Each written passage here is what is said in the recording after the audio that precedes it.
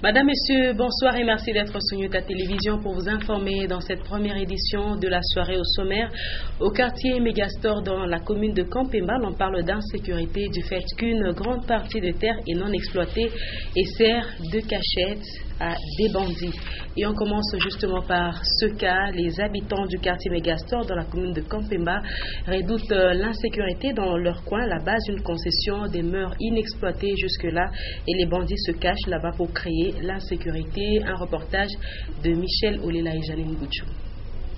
Le quartier Megastore de la commune Kampemba fait partie des contrées nouvellement loties dans la capitale cuprifère. Plusieurs particuliers ont acquis ici des lopins de terre, mais très peu les entretiennent. Conséquence, les herbes ont poussé sur ces terrains vides et des personnes mal intentionnées s'y réfugient nuitamment pour tracasser ceux qui passent par là. Même à taba chef de quartier, banapasha kusensibiliser juu ya kusema ile inabakia ni pori munene sana. Haipasha kubakia vile, banasensibiliser, banakata mayani juu ile si tunashuka kule na bushiku. Les gens qui ont acheté les poubelles ici doivent couper l'herbe pour la sécurité. Les chefs des quartiers doivent mobiliser les propriétaires des maisons. Kuko pla, kuko napita deja kunaona kuna mayani. Sasa vile kuko na miti na mayani kwako, hakuna aina mzuri. Certains habitants auraient sollicité aux propriétaires des parcelles leurs espaces pour y cultiver, mais c'était sans succès. Souvent, les bandits arrachent aux gens de l'argent ici la nuit. C'est parce qu'il y a de l'herbe et c'est difficile de les voir de loin. À cette allure, la mairie de Lubumbashi pourra suffisamment encaisser pour le compte du trésor public car elle a annoncé il y a peu de nouvelles taxes dont celles en rapport avec ceux qui n'entretiennent pas leurs concessions. Et on va rester dans cette partie de Lubumbashi pour dire que certains privés continuent de verser des immondices à l'ancien dépotoir du quartier Megastore sur la route Kafoubou. Même les matières fécales, ils sont déversées. La population de ce quartier s'en plaint. Suivez. Des déjections humaines qui sont régulièrement déversées sur cet espace du quartier Megastore. Nous avons un problème dans notre quartier Megastore. Il y a des gens qui viennent avec des camions déverser les matières fécales près des maisons et ça dégage une mauvaise odeur. Nous souffrons ici avec l'odeur des matières fécales qu'on déverse ici. Il est impossible de rester à l'extérieur à cause de la mauvaise odeur. Selon la mairie, ce site qui servait de dépotoir public est déjà fermé. Un communiqué en rapport avec cette fermeture existe. Et donc, ceux qui y vont pour déverser les ordures sont des récalcitrants. Moi-même, j'avais arrêté là de déverser les matières fécales de ce côté-là. Ce sont les prêtres de la République qui m'avaient informé sur la ligne avec l'instruction. Les gens de l'ordre gardent la forme de que si vous voyez des camions venir là-bas, on arrête les gens qui vont déverser les matières fécales et les immondices parce que c'est un lieu qui est fermé. En attendant que la mairie mette la main sur les récidivistes, la population est exposée à plusieurs maladies, surtout avec cette saison pluvieuse. Et on parle de la santé féminine à présent avec le port du string qui est une forme de sous-vêtement très fréquent chez les femmes qui font usage de cette lingerie jugée simple, belle et pratique, représente quelques inconvénients sur la santé de la femme et parmi eux on peut citer les infections. Un sujet de Patricia Naïsma Okabia et Sylvain Mutambay. Actuellement, c'est une pratique fréquente chez les femmes de porter le string, qui est une lingerie spéciale, ne couvrant pas les derrières et qui tire son origine du Brésil. Quand je mets le string, je me sens à l'aise. Et quand on met des slips normales, pour mettre une colonne, c'est difficile. Ça nous trace et puis ça nous montre une forme bizarre. Quand on met ça, on est à l'aise. J'ai la joie de mettre le string. Lorsque je le porte, j'ai une belle forme. J'ai la forme de l'oignon.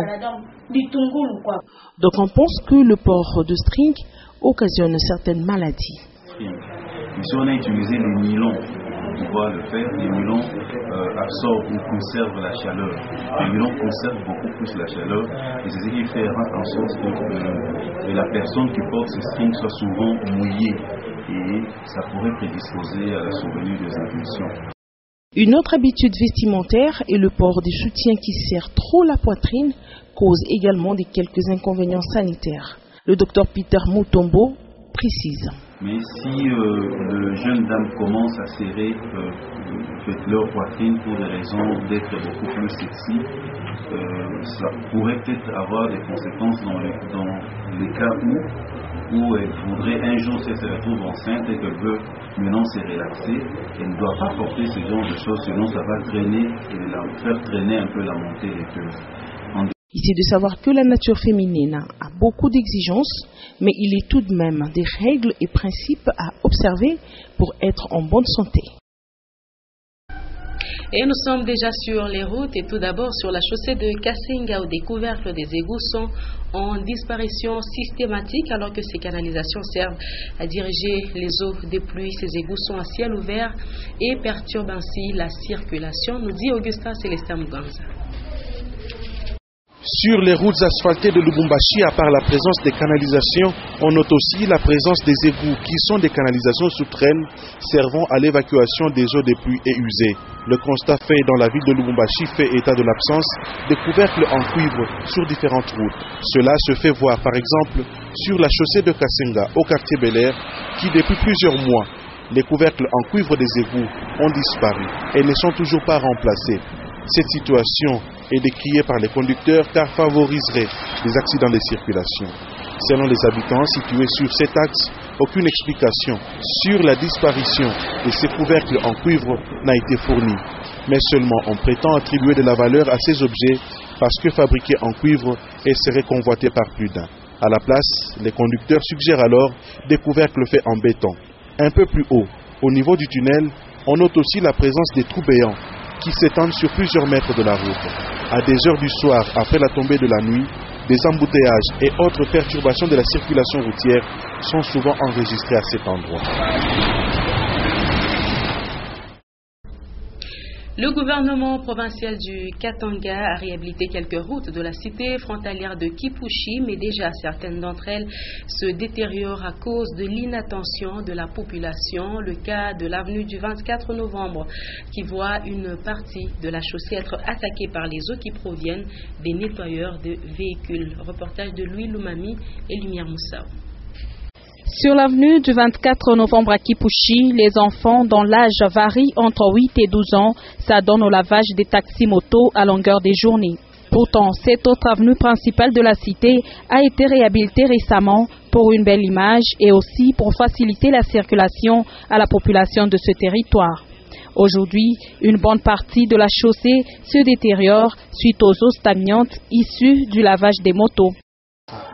Il y a les avenues qui ont été réhabilitées ici dans la cité minière de Kipushi. En l'occurrence, c'est l'exemple de l'avenue du 24 novembre. Là, on voit certains enfants qui ont l'âge d'aller à l'école, mais ils ne veulent pas aller à l'école et ça donne tout simplement au nettoyage des taxis-motos. Et comme conséquence, c'est l'érosion des avenues qui a été réhabilitées.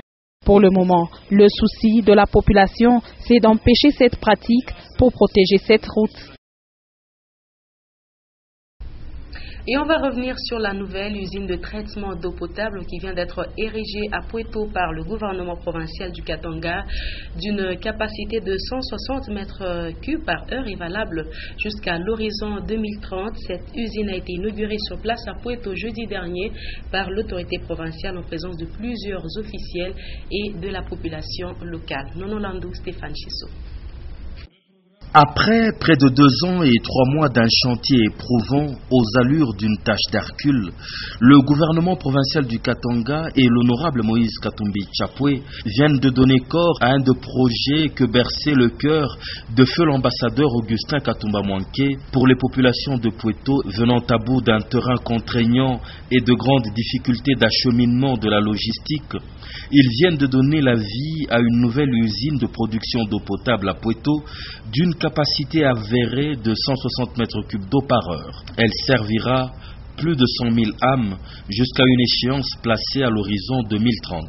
Le gouverneur a suivi l'évolution de ce vaste chantier pas à pas jusqu'à sa matérialisation.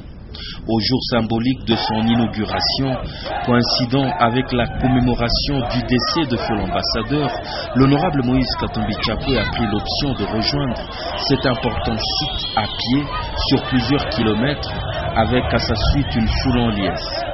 Tout Pweto déversé à ses trousses sous un soleil de plomb, et ceci de la manière la plus spontanée.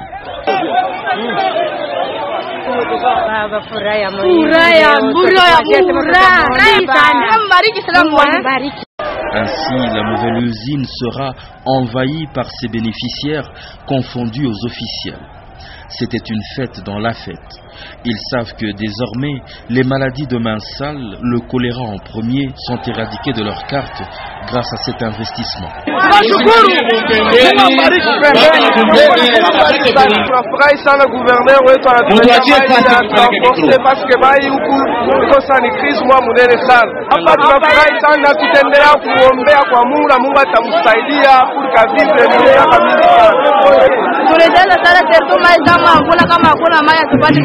Lakini hapo tunashukuru Mungu kitatuletea moja na tutengeneze kitu kile lazima sasa kutuleta maji. Mshukuru sana Mungu, amsaidie tena muongezee na vingine mapato kuzidi zaidi, yeye atutendee. Sasa tunamshukuru Moize sana, Mungu amuendeleshe na kazi yake tena sana juu ya papa Moize, na Mungu azidi kumuongezea maisha yake ipate kuendelea kumbele, juu tunajua masiku ya kesho atatuongezea vingine vya kupita hapa, ila Mungu tu azidi kumuchunga na kumulinda. Juu ya mai banatuletea Pampweto, tunasikia bien sana wangu. Jo tunateseka sana na mai hapa petu Pampweto. Tuko na kuya hapa ushota mai kwa Mamwero. Sasa moya mai ya Lubule iko nenda me hivi kama natufungulia hii reji. Tunasuete Mungu asaidie sana juu kila manyumba tupate kwa mapompi sasa kulubumbashi takuwa bien. Bo jua papa Moize mbele tuko naona sasa vile bongo sasa kweli juba na tushutusha tu. Tunaona sasa mundoto me Mungu amubariki sana mule mawazo yako nayo. Vraiment ilikuwa mateso sana na shiba shongo nguvu tuliteso sana kubeba mai kwa Europa kichwa hapa sasa vraiment à l'aise. Vraiment Mungu amone pamoja ni mtoto sana atumike. Atumike sana ni mtoto. À la mérité. Le chef de cité, le directeur provincial de la régie des eaux prennent en premier la parole. Ils seront suivis du gouverneur Moïse Katumbi Chapwe qui retrace l'historique de cet ouvrage, prodigue des conseils à la population et qui ne manque pas de répondre à certaines préoccupations qu'elle soulève sur place, comme la panne de télé et l'installation d'un écran géant. Usant de son pragmatisme, le gouverneur solutionne ces problèmes sur place. Après une prière de bénédiction dite par le pasteur Daniel Ngoï Mulunda, c'est Madame Zozo, l'épouse de feu l'ambassadeur, et Madame Betty, la sœur du défunt, qui ont eu la charge historique de couper le ruban symbolique et de sabler le champagne d'ouverture. Tout un symbole. L'instant d'après, à l'intérieur de la salle de commande, le pasteur Daniel Ngoï Mulunda et le gouverneur Moïse Katumbi Chapwe donnent l'historique coup d'envoi de la nouvelle descente. La plaque de l'usine est dévoilée et toute l'assistance procède à une visite détaillée du grand complexe, salle après salle. Laboratoire, la salle de dosage, le magasin de réactifs, le bureau des pompistes, la cabine électrique et tant d'autres.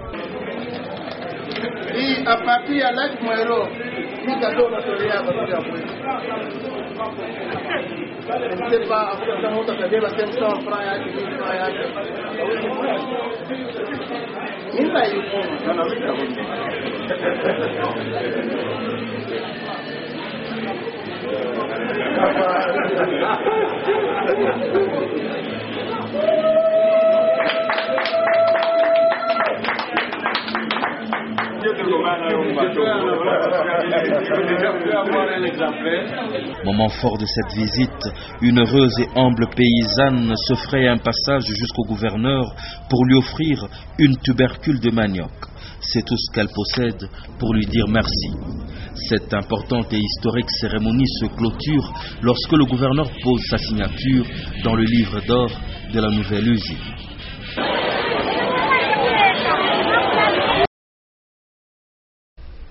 Et on va rappeler que le gouverneur Moïse Katumbi a conduit une forte délégation à Pweto en vue de la commémoration du 3e anniversaire douloureux du décès de l'ambassadeur Augustin Katoma Mwake.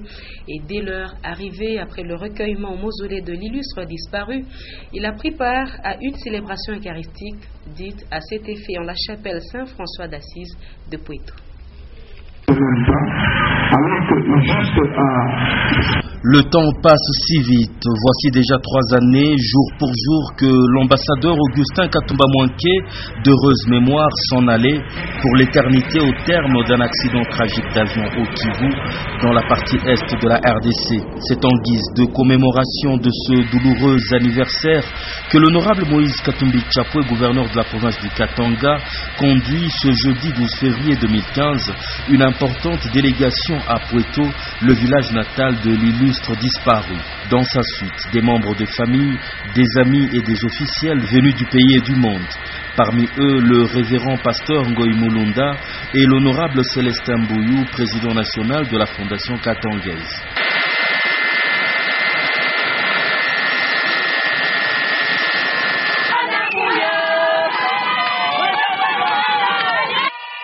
Aussitôt arrivé, le gouverneur et l'ensemble de sa délégation, dans un climat lourd d'émotion et de piété, se recueillent en prière au mausolée de feu l'ambassadeur, planté dans les jardins du Lessa Mousouma Estate, sa résidence côtière. Après le recueillement, une célébration eucharistique en mémoire de l'illustre disparu a lieu dans la chapelle Saint-François d'Assise, au milieu d'une grande assistance.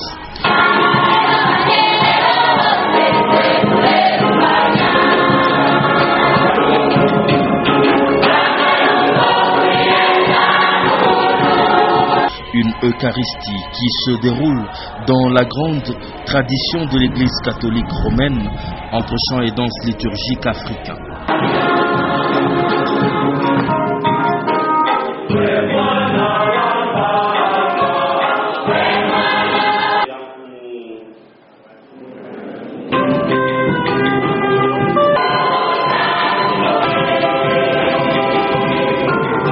Elle est clôturée par quelques vibrants mots de remerciement délivrés par la famille.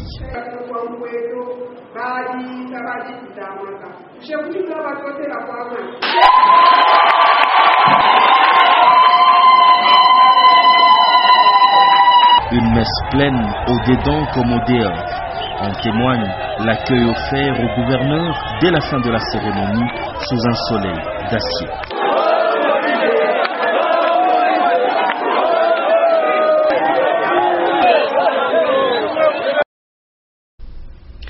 De Pweto, nous sommes déjà à Fungurume pour parler agriculture. L'entreprise minière Tenke Fungurume Mining encadre les agriculteurs de sa concession à la culture à contre-saison sous serre. Et pour cette première expérience, des tomates sont en train d'être cultivées sous une serre de 48 mètres sur 8.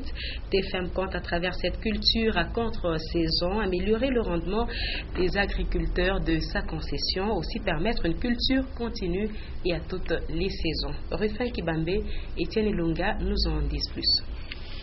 Dans le souci de toujours soutenir les communautés vivantes dans sa concession, Tenke Fungurume Mining a mis sur pied un projet pilote de culture de tomates sous serre au village Mukabe Chabingi. Nous avons mis la culture de tomates. C'est une culture qu'on est en train de faire en contre-saison. Nous sommes sous serre présentement. La serre est composée de ce que vous voyez, l'armature métallique, le film plastique. Nous avons le système d'irrigation. Sous la supervision du Fonds social communautaire de TFM, quelques agriculteurs de Mukabe Chabingi, bien formés, s'emploient à cette culture à contre-saison sur une étendue de 48 mètres sur 8. Nous avons toujours cultivé la tomate pendant la saison sèche, parce que la tomate n'aime pas beaucoup d'eau. Ici, TFM nous a formés pour cette culture à contre-saison. C'est très bénéfique pour nous et nous en sommes contents. Le souhait de Tenke Fungurume Mining, à travers le Fonds social communautaire de TFM, est de voir cette culture à contre-saison s'étendre dans tous les villages de la concession, chose qui faciliterait l'amélioration de l'économie des communautés. En tant que bon voisin et membre à part entière de la communauté, TFM a disponibilisé près de 1200 hectares de terre au village Mukabe Chabingi pour différentes cultures à contre-saison. C'est notamment du maïs, piment, haricots, pommes de terre, pour ne citer que cela. Puerto Fungurume, maintenant c'est Tumbwe. Pour la première fois, le scoutisme va exister justement au village Tumbwe, situé à une vingtaine de kilomètres de Lubumbashi sur la route Likasi. Environ 38 jeunes ont fait leur promesse ce dimanche. Question d'intégrer officiellement la famille de Baden-Powell. La cérémonie a eu lieu dans le village en présence des responsables de ce mouvement qui vise l'encadrement surtout moral de la jeunesse. Lumière Moussa. C'est dans la paroisse Sainte-Trinité du village Tumbwe que ces 38 jeunes ont accepté d'observer la loi scout. Sœur Françoise Moussaou, par qui ce mouvement a vu le jour dans ce village, a appelé les promettants à améliorer leur façon de vivre.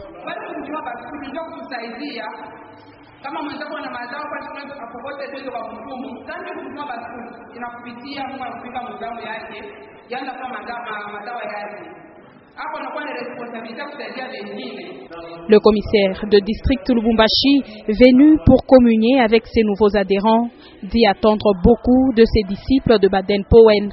Aujourd'hui, nous sommes contents d'en compter une cinquantaine qui, pour les jours à venir, devront nous aider, nous appuyer, n'est-ce pas, dans la continuité de la paix, par l'échange fraternel, visant le développement intégral de l'homme, sans lequel, n'est-ce pas, l'avenir de notre communauté ceinture verte ne pourra pas se développer. L'apport de ce mouvement étant de mise dans la société, les habitants de Tumbwe s'attendent au développement de leur milieu grâce à l'implication de la famille scout, district de Lubumbashi.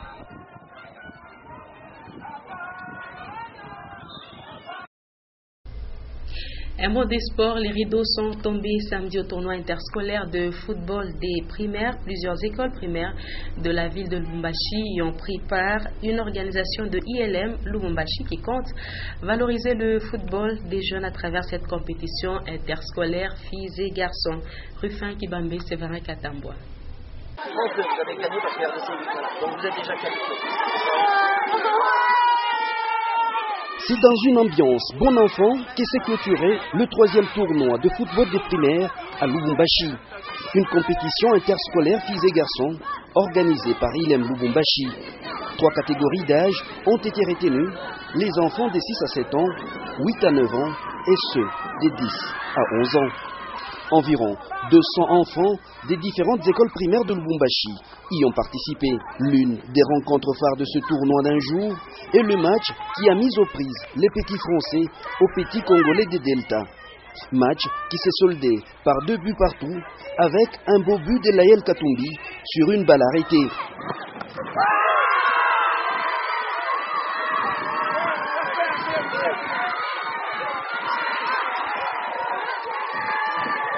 Au tir au but, ce sont les petits des Delta qui vont l'emporter par 5 tirs à 4. Une particularité de ce 3e tournoi est la participation des enfants de la rue.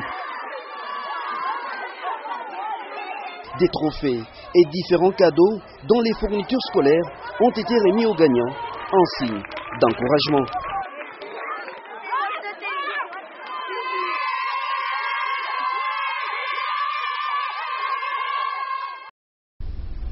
Et on va terminer ce journal par le résumé de l'actualité, tous les événements qui se sont déroulés toute cette semaine qui vient de s'écouler. C'est la semaine en bref que signe ici Jean-Claude Mbal.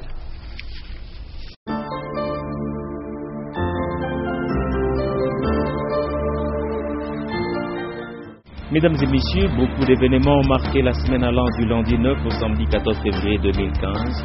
En voici quelques-uns.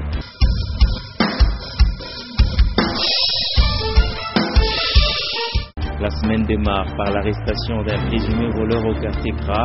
Ce jeune homme d'environ 25 ans s'est introduit dans les maisons de plusieurs personnes et a réussi à subtiliser beaucoup de biens de valeur. Ce même jour, nous apprenons qu'une confusion règne dans les écoles à propos du prix de la carte Cerny. Pour le ministère de l'EPSP, elle coûte 250 francs congolais, mais certaines écoles demandent 550 francs congolais.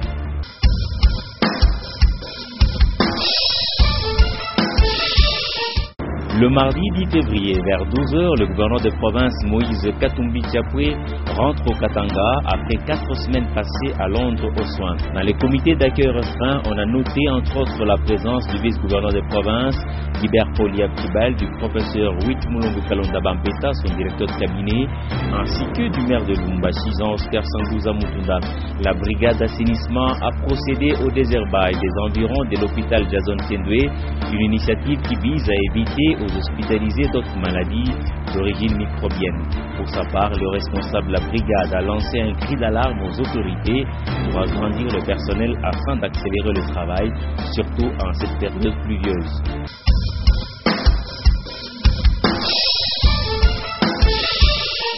Et le mercredi 11 février, la journée est chargée pour le gouverneur de province Moïse Katumbi Chapwe. Il a visité plusieurs chantiers dans la ville de Lubumbashi. Parti du boulevard Moussiri, Moïse Katumbi a fini son inspection par le quartier Makomeno. Les routes de cette partie de la ville de Lubumbashi ont été réhabilitées. Et à la mairie de Lubumbashi, le nouvel ambassadeur de la République de Namibie en République démocratique du Congo, Wilbor Eloé, a eu un entretien avec le maire Jean-Oscar Sangouza Mutunda. L'objectif de la visite du diplomate namibien est d'évaluer le progrès réalisé dans le secteur économique.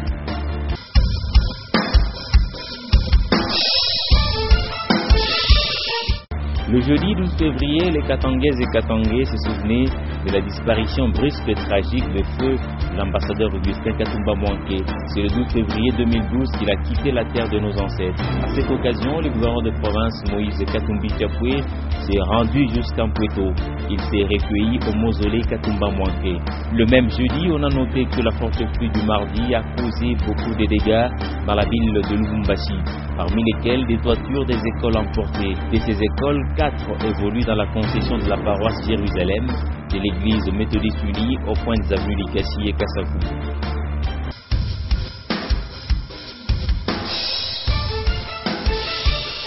Le vendredi 18 février, le monde a célébré la journée de la radio, un instrument à portée de toutes les couches de la population.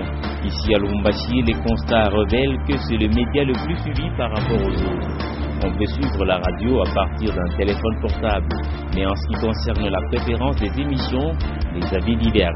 Et le même jour, on a appris que le parent du Katanga peut pousser un ouf de soulagement. Pour cause, le gouvernement provincial du Katanga venait de prendre en charge la somme de 14 500 francs congolais, deuxième tranche de frais à payer à l'examen d'État. La première tranche que doivent supporter le parent est fixée à 24 750 francs congolais.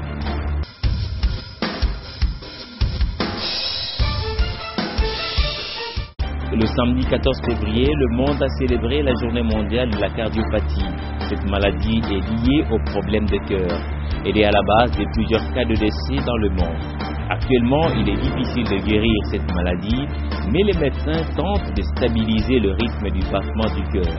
Et bien voilà, mesdames et messieurs, c'est terminé avec quelques événements importants qui ont marqué la semaine allant du lundi 9 au samedi 14 février 2015. Merci de votre attention soutenue, fidèles téléspectateurs, c'était un plaisir.